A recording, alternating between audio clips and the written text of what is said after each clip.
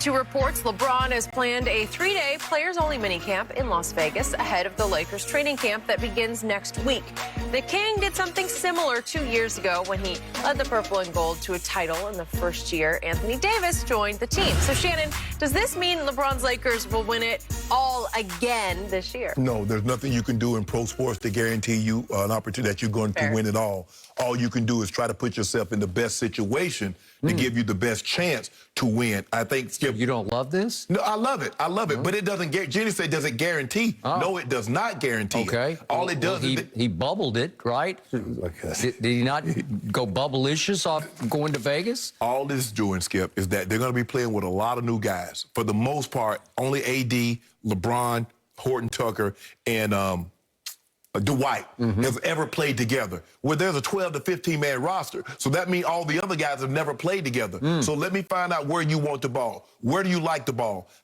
This is where I want the ball. This is how I like to get set up. There are no guarantees in sports. The only thing you can do, Skip, is work your tail off, put yourself in the best situation to give yourself the best chance of winning. This gives them an excellent opportunity, but there are no guarantees in sports.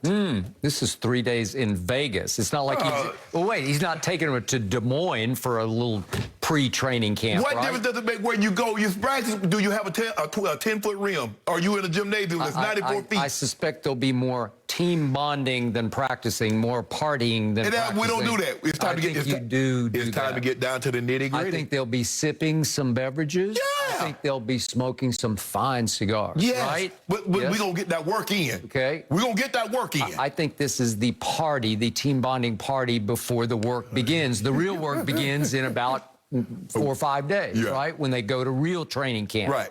Am I right? Yeah, but they normally go to like Hawaii somewhere and train. This is Vegas, little old Vegas. Little old Vegas. They'll take that town. What happens in Vegas stays in Vegas. Does it? Practice hard. That's all we do. We practice it. I still can't figure out why LeBron, in his first year with the Lakers, did not go to Vegas. See, I knew you were going to do that. Wonder why? Because he was chasing Michael B. Jordan, because he was more interested in Hollywood than he was in winning another championship. Am I right? No, that's not. Well, Skip, why you do that? Well, that's weird. He'd done it every place he'd been, in Cleveland, Miami. They'd always done this. And then he comes to L.A., and the first year he doesn't take his team on a bonding trip. So he didn't take him. You took something from that. He did take him. You taking something from that. So how does he win? Besides winning another championship, and then you're going to say, well, he had to take AD and Russell Westbrook and all that. You're going to find a way to try to diminish it. Well, I like this. I mean, this would indicate that he's serious about winning a championship. Let me ask you a question. So every year Tom Brady won the Super Bowl, he took his receivers to throw. I don't know that. No, exactly. That's my point. But he would take Edelman and Amendola to Montana, right? Oh, that was in the documentary when he did Time versus Time. Okay. Now, what happened? So what happened before that? David Patton, rest your soul, and Deion Brand and Troy Brown, were they going? All I know is he's 7-3 in Super Bowls, and LeBron is 4-6. He got checked in finals. One guy got 4 MVPs. Really? Regular season MVP. It means you the best player. Huh? Really? 13-time first-team All-NBA. Which one? You one of the best players. 6 out of 7 Super Bowls he won with game-winning drives in the fourth quarter or overtime. Skip, unheard of, impossible beyond LeBron. Okay, so wildest. For you, will Russ's shooting improve this season? You saw it. Shannon Sharp. You saw that. I'm working on it. I am sorry to be the bearer of bad tidings. No, you're not. But I actually laughed out loud when I saw this video last night. I am not overstating this when I say that over his 13 seasons in the National Basketball Association, Russell Westbrook has proven to be the worst superstar jump shooter in the history of pro basketball. The worst. He is an abysmal, high-volume, three-point shooter.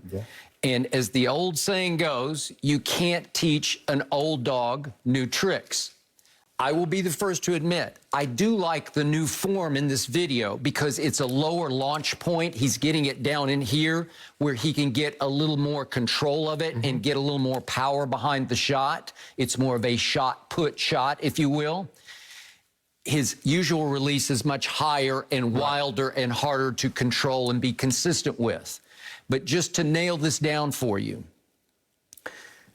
Since Russell Westbrook entered this league, of the 246 players, that's a lot of players, 246 who have averaged at least 3 3-point shots per game, Russell is third worst over that 13-year span. Third worst behind Josh Jackson and Baron Davis, believe it or not.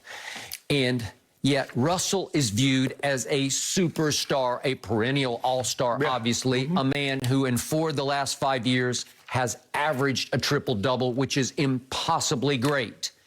But when it comes to shooting, he is impossibly bad. And I will hand the ball off to you in just a moment. I conclude my case against Russ by saying, you realize that the shooting demons finally infiltrated his free throw shooting over the last 3 years, because for his first 10 years, he averaged 81% from the free throw line, which will work, as you know. One year in 2017, he hit a crescendo. He made 85% of his free throws in just 2017. I don't know what happened. The demons got a hold of his subconscious, not Ben Simmons-like, but we're heading in that direction to where over the last 3 years, 2 of them were 66%, including last year, and one, well, let's just do the average of the 3. So he's 69%. So he's 81% for his first 10 years from the free throw line, 69%, that's LeBron-esque, for the last 3 years. So he's even crumbling at the free throw line.